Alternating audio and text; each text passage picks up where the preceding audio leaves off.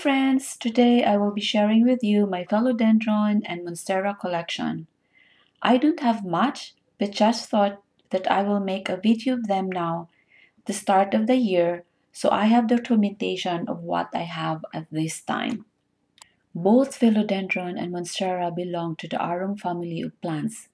They are interesting tropical plants that really attract my attention. In this video, I will share my 5 personal reasons why I love these plants, some care tips, and the challenges I have experienced with them. As I always say, I am not an expert. Everything that I will be sharing here is based on my personal experience. Plant identification is based on the label when I got them. If I mislabeled, please feel free to leave me a comment below. Would gladly want to learn from you too. If you enjoy this video and haven't done it yet, please make sure to click the subscribe button below for more videos coming to you every 1 to 2 weeks. So now let's jump into the first reason why I love this Monstera and Philodendron. First is because of their foliage. Looks like they are a painting in nature, and every single leaf is perfectly created.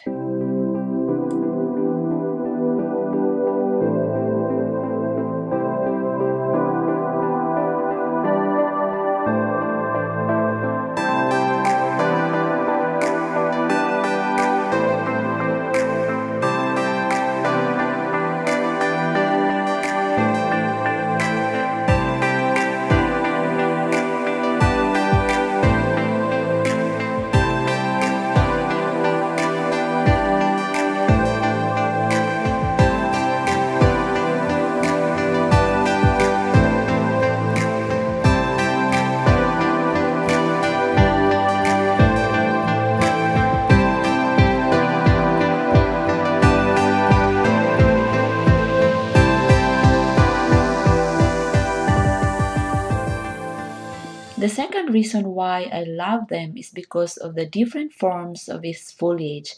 It can either come as a heart shape, variegated, split, round, oblong, or trilobe, or even holes.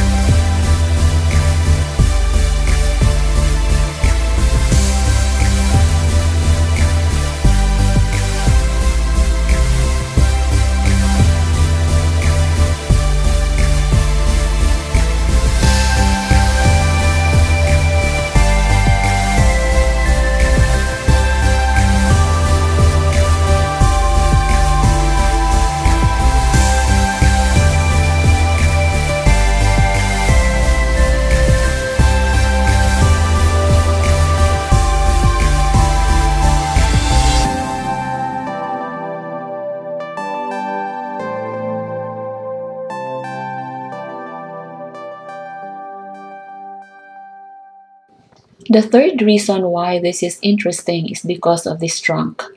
Look at this.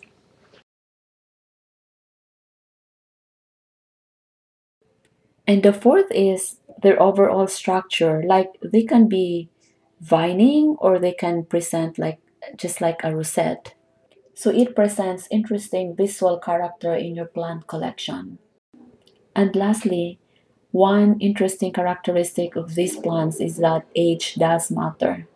Like for example, for Monstera deliciosa, the older the plant is, the bigger the leaf and the more fenestration it has. And this Birkin doesn't get the linear variegation until it is old enough.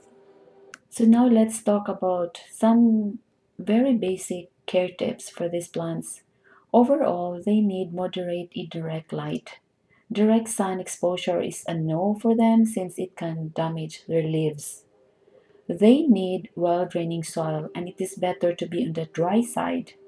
In my experience, I always have a challenge of getting a root rot. It is still a learning curve for me. When it comes to humidity, that's why I group them together to create a microenvironment that is favorable for them.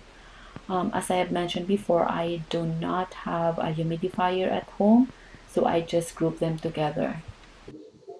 Now, after sharing with you why I am interested with these plants and some basic care tips, let me share with you the challenges that I have experienced with them. First is the price. Most are getting overpriced and very expensive now, especially after COVID, when almost everybody is going into plants. That's why most of my plants are tiny and some are not well established yet because you can get this price at affordable if you get it this way. And most often, if you get lucky, um, you can also get them from local plant collectors, especially from Facebook Marketplace. In terms of care, I still get root rot just like this and some browning of leaves.